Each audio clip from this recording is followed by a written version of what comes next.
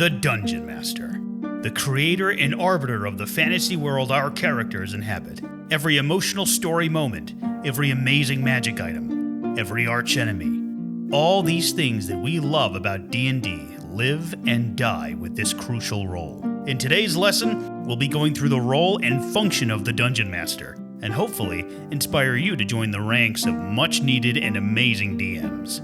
Welcome back to D&D 101.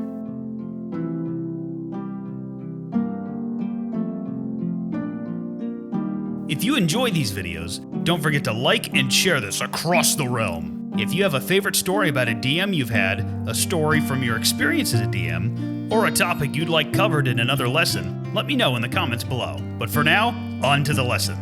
To start off, let's answer the question, what is the Dungeon Master?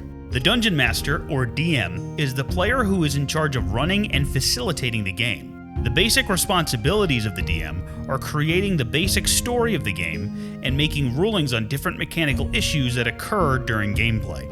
There's a lot we could get into with this, so let's break this down into two parts. Let's start by diving into what it means to create the story.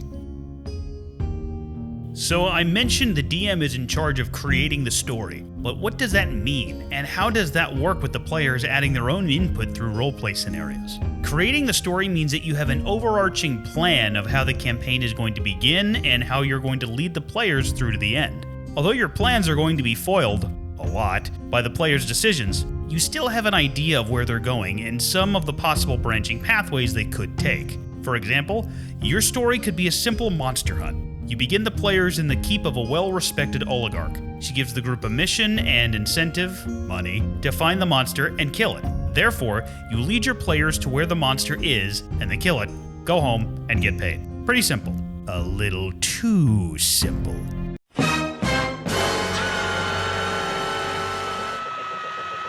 Some groups don't mind a very guided adventure, especially in a one-shot. But most players will find some way to derail the story and branch off into somewhere else. It then becomes your job as the DM to either try and correct their course or just go with it and see where they take you. For example, in this same monster hunt, one of the players may stop the group from killing the monster, seeing that it may not be as ferocious as they were told and it's just scared or hungry.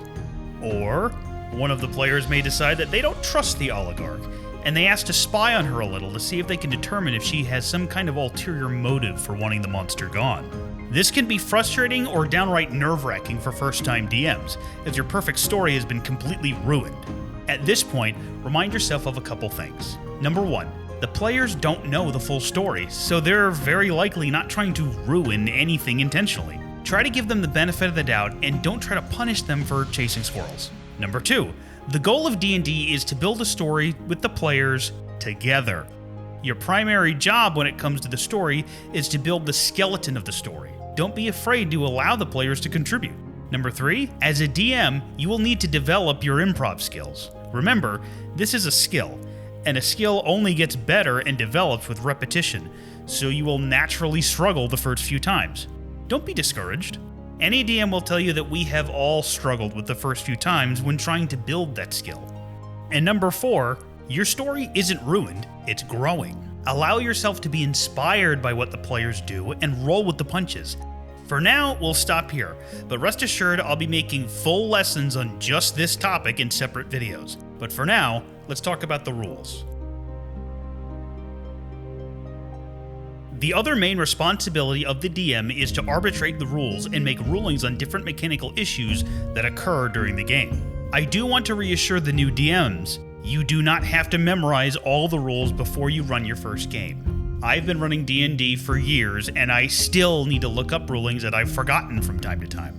You should at least be familiar with the basic rules before you start running, but as long as you have your books or PDFs handy, you should be more than fine to run the game. So, what does it look like to have to make a ruling? Let's set the scene. Your party is in combat with a troll, and the cleric is trying to cast a spell on the monster, but he's too far away for the spell to reach. At this point, this would be where you, as the DM, step in and gently remind him that he is too far away for the spell to work. For another example, let's say in that same fight, the monk is now trying to jump on the troll's back to try and incapacitate it. However, they're not sure how far or high they're able to jump. This would be another instance where you as the DM need to make a ruling to help the game continue. You can either halt the game and get the actual rules as stated to satisfy the question, or you make a ruling right then and there, and look it up after the game to have a better answer for next time. Being a DM can sound very daunting and overwhelming, but just like anything, it takes a lot of practice to get really good, and in my experience, it's one of the most fun skills to acquire. Our job as the DM is a hard one, and I won't pretend it's not. But there's not a day that goes by that I don't regret getting behind the screen and bringing my world to life, and getting a front row seat to see countless amazing heroes become legends in my world. And that concludes my lesson on the Dungeon Master. Thank you so much for watching and continuing to help this channel grow, and welcome to the ranks of Dungeon Master. Now get on out there and make awesome stories and adventures.